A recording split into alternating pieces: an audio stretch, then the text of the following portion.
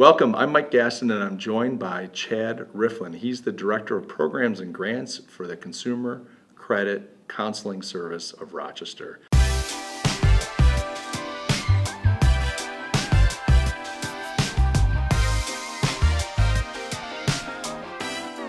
Chad, thanks for joining me. Good to be here. Yeah, this is number 2 in our multi-part series on understanding credit for entrepreneurs. In the previous episode, we talked a little bit about how your personal credit can impact your business credit in some ways that you can actually get a jump start if you want to get into business on getting your credit ready.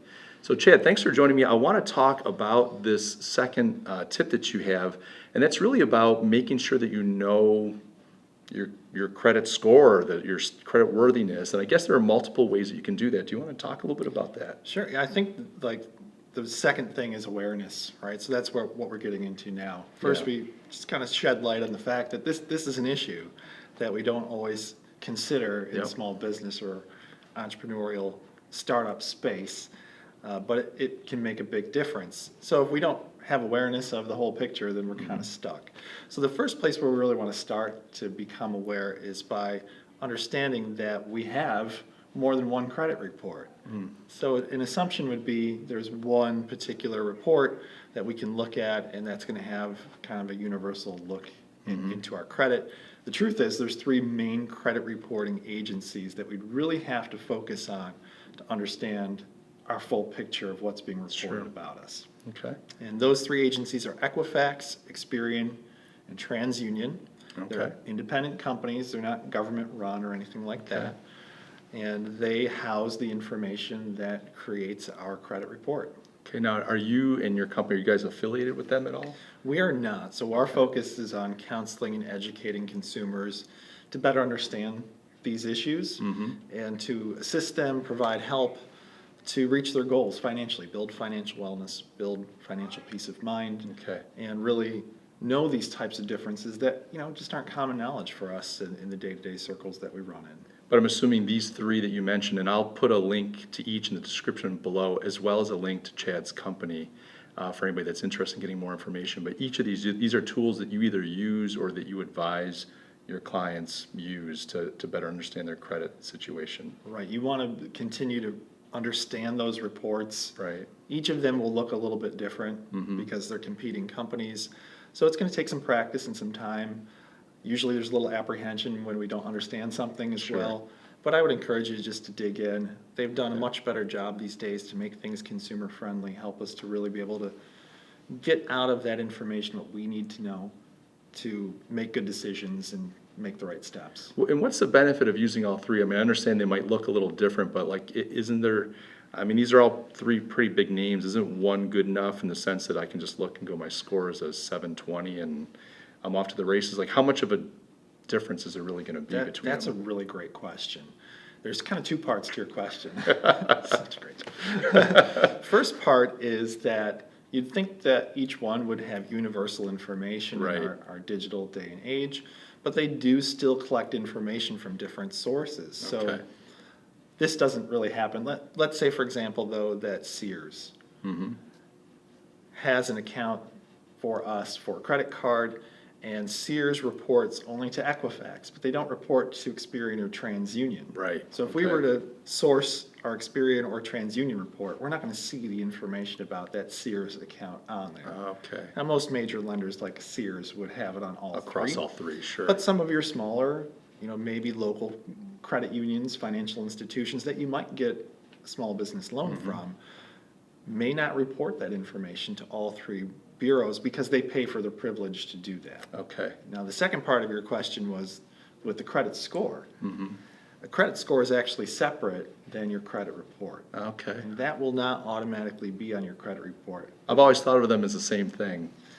Nowadays, we tend to think of them as the same thing. The credit score is extremely important because that's going to determine what interest rates we might get on loans and whether or not a lender might approve us for a loan or a specific interest rate. But we'll get to that in another video. So what is it? So what is it then that the lender, let's say? So I've got a small business. I want to get an operating account, a commercial account, but maybe I'm interested in getting a line of credit, just a small line to sometimes I've got cash flow issues to make payroll, that type of thing. What is that lender going to be looking at? So I understand the credit score, you're saying will help me get better rates, and we'll talk about that later. But when they look at the credit reports, what are they looking for in there? That's a really good question as well. And again, that lender might only look at a certain credit report. Okay. So maybe they only pull TransUnion or Equifax or Experian. If it's a larger line of credit, they're most likely going to pull all three. But Okay. again, that's an expense to them, and that's why that can be a practice. But they're really going to focus in on a few main things. They're going to look at types of accounts that might be on our credit report. So for example, if there are collections or judgments that appear. Okay. A collection would be something that went unpaid, went to a collection agency as a delinquent or derogatory account.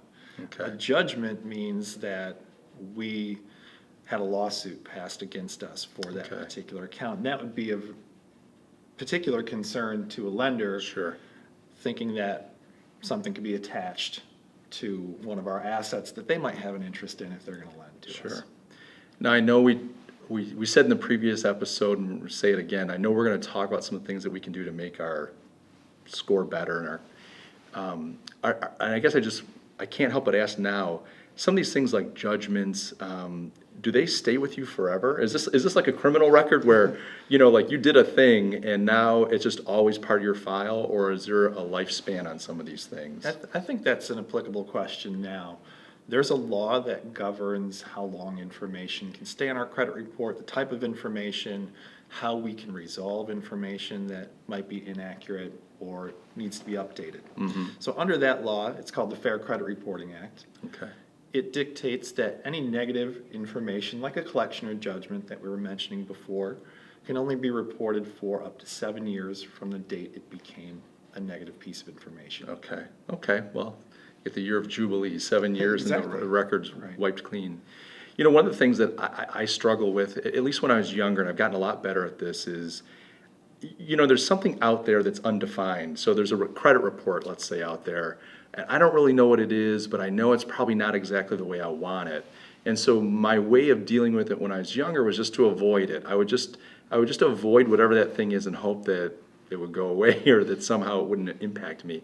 What I've learned now is to be proactive. It's like whenever you can define something, whenever you can get your arms around something, when you can see, touch, taste, you can deal with it. And it's never as bad as you think. So I remember, I was irresponsible as a really young guy with credit, and that kind of hung over my head. And when I actually looked at my credit report and realized, okay, it's not beautiful, but it's not as bad as I thought it was, and there's a bunch of things I can do to make it better, it just was really encouraging and empowering. I felt like, okay, this thing doesn't hang over my head.